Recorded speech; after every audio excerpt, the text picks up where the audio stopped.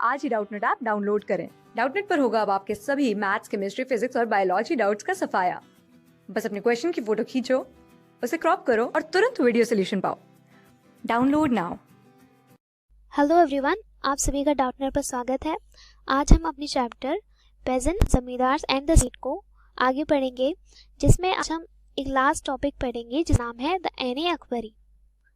इससे पहले की वीडियोस में हमने पूरा चैप्टर डिटेल में डिस्कस किया है, जिसमें हमने पेजेंट्स एंड आर्टिजन्स के बारे में पढ़ा, जिसमें हमने विलेज कम्युनिटी के बारे में पढ़ा कि विलेज में किस तरह की कम्युनिटीज़ होती थी, कास्ट कैसी मायने रखती थी, और जो सोशल सोसाइटी थी, जो सोशल कल्चर था उनका वो कैसे था, रूरल मिल्यू यानी रूरल एनवायरनमेंट था वो किस तरह से था, उस कृषि सोसाइटी में, कृषि समाज में विमेन की क्या दशा थी, उनका क्या रोल था, उनको कितनी फ्रीडम मिलती थी, वो सब।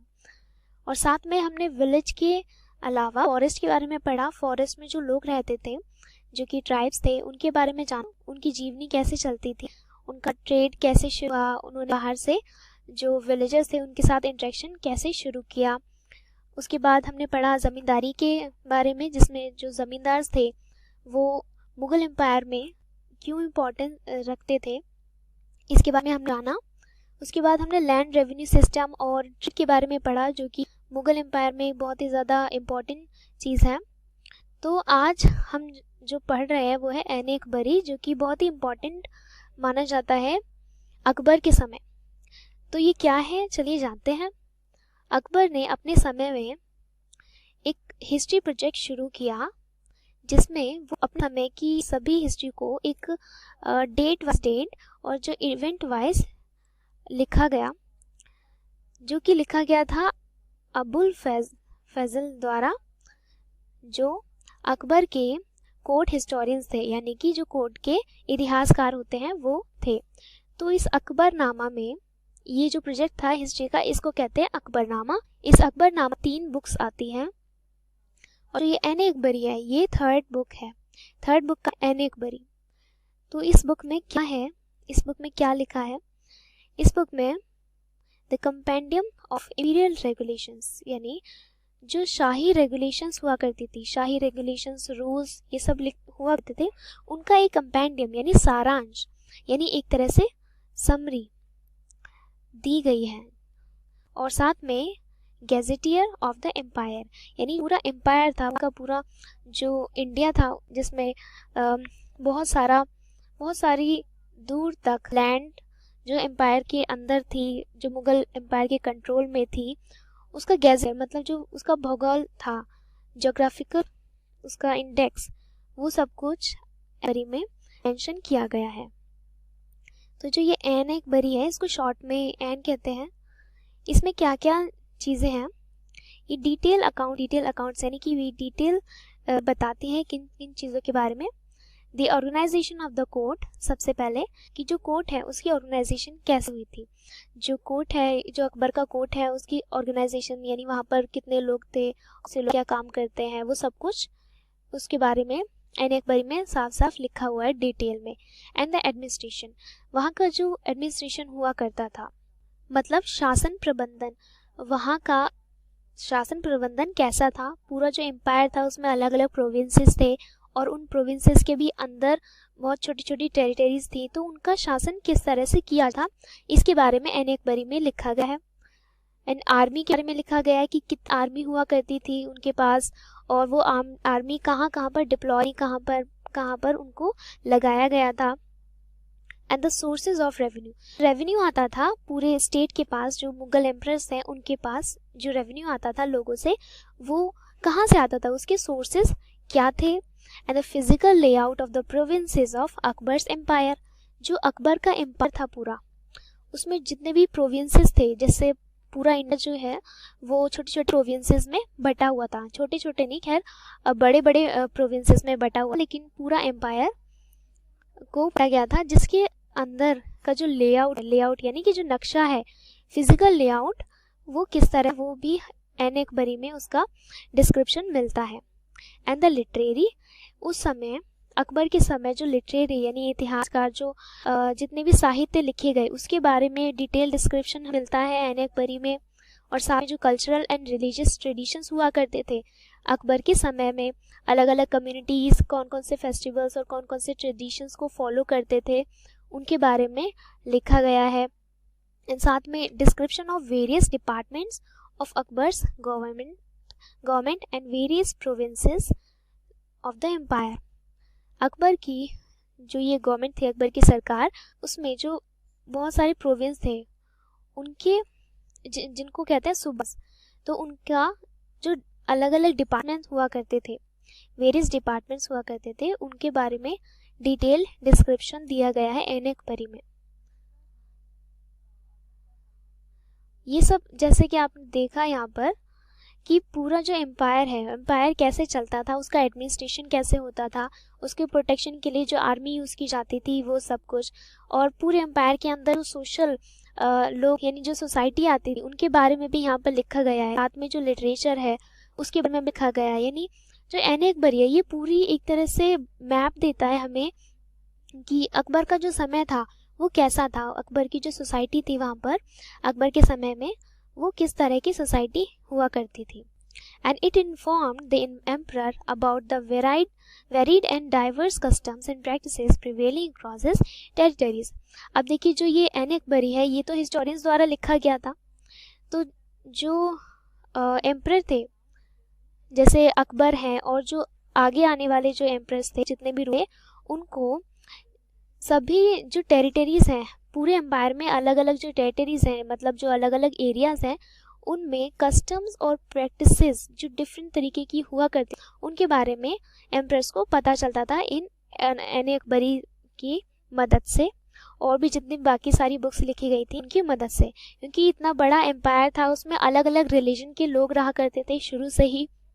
जैसा आप जानते हैं इंडिया हमेशा से सेक्युलर रहा है कंट्री, क्योंकि यहाँ पर बहुत ही वेराइड लोग रहते हैं जो कि दूसरे रिलीजन्स के होते हैं और दूसरी लैंग्वेजेस बोलते हैं, और उनका कल्चर भी काफ़ी अलग होता है, पर फिर भी ये लोग साथ में रहते हैं। तो इन सभी के बारे में एम्प्रेस को पता चलता था ऐसी बुक्स के द्वारा।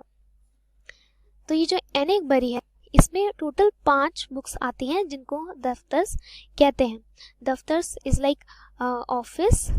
तो इन सब में जो 5 हैं वो पांचों बुक अलग अलग चीज़ों के बारे में डिस्क्रिप्शन देती है। जैसे जो फर्स्ट बुक है उसे कहते हैं मंजिल आबादी, जिसमें imperial house hold and it's maintenance के बारे में बताया गया है। जो इंपीरियल हाउस होल्ड यानी जो शाही घर था जहाँ पर एम्परर्स रहा करते थे, जो फोर्ट हुआ करते थे, बड़े बड़े किले जिसमें लोग जो रूलर्स थे वो रहते थे, तो उनका हाउस होल्ड कैसा था, उनकी जो मेंटेनेंस होती थी वो किस तरह होती थी। तो देख रहे हैं आप यहाँ पर बहुत ही डिटेल डिस्क्रिप्शन दिया गया है पूरे के पूरे एम्पायर के बारे में। यहाँ तक कि जो पूरा फोर्ट है, किला, उसकी मेंटेनेंस के बारे में, उसके हाउस होल्ड के बारे में भी डिस्क्रिप्शन दिया गया है। जो सेकेंड बुक थी उसका नाम था सिपाह आबादी, इसमें मिलिट्री और सिविल एडमिनिस्ट्रेशन के बारे में डिटेल डिस्क्रिप्शन दिया गया है। मिलिट्री जैसे जो भी आर्मी थी, कितनी आर्मी थी, कितनी कैवलरीज थी यानी कितने घुड़सवार थे, कितनी पैदल सेना थी, कितनी तोपें थी, ये सब कुछ उसमें लिखा गया है, और कौन कौन सी जगह पर इनको तैनात किया गया, इन सभी के बारे में इस बुक में लिखा गया। एंड सिविल एडमिनिस्ट्रेशन यानी कि जो लोग हुआ करते थे, सिविल मतलब जो सोसाइटी थी उनका प्रशासन किस तरह से होता था। लोगों का प्रशासन अलग अलग प्रोविंसेस में, और प्रोविंसेस में जो छोटे छोटे पार्ट्स हुआ करते थे, अलग अलग छोटी छोटी टेरिटरीज हुआ करती थी, उनको कैसे एडमिनिस्टर किया जाता था, ये सब कुछ इस सेकेंड बुक में लिखा गया है। And the third book called Mulk Abadi. Mulk Abadi में लिखा गया है the physical side of the empire and accounts of 12 provinces. ये जो 12 प्रोविंसेस हैं, पूरे एम्पायर में 12 प्रोविंसेस थे बड़े बड़े, तो इनका जो भी फिजिकल साइड का मतलब राजकर संबंधी, यानी जो गवर्नमेंट थी वहाँ की, उनके पास रेवेन्यू और टैक्सेस जो थे वो किस तरह से आते थे, कौन कौन से सोर्सेज से आते थे और कितना कितना सोर्सेज से आते थे, वो सब कुछ इस बुक में लिखा गया। जो ये बुक है काफ़ी सारा ये है अबाउट द एम्पायर, जो पूरा एम्पायर है उसके बारे में बहुत ज़्यादा डिस्क्रिप्शन देती है, जैसे उस जो अलग अलग बार थे उसकी ज्योग्राफी के बारे में, कि जो लैंडस्केप्स थे वो कैसे थे, प्लेन्स थे या हिली एरिया था, डेक्कन एरिया था, कोस्टल एरिया था, इन सभी के बारे में बहुत डिटेल डिस्क्रिप्शन। साथ में जो टोपोग्राफी थी, मतलब जो वहाँ के घर थे, जो भी फिजिकल फीचर्स थे किसी भी लैंड के, किसी भी प्रोविंस के, उसको कहते हैं टोपोग्राफी, तो उसके बारे में पूरा डिस्क्रिप्शन दिया गया। साथ में economic profile of all the सूबास and their administrative and physical divisions.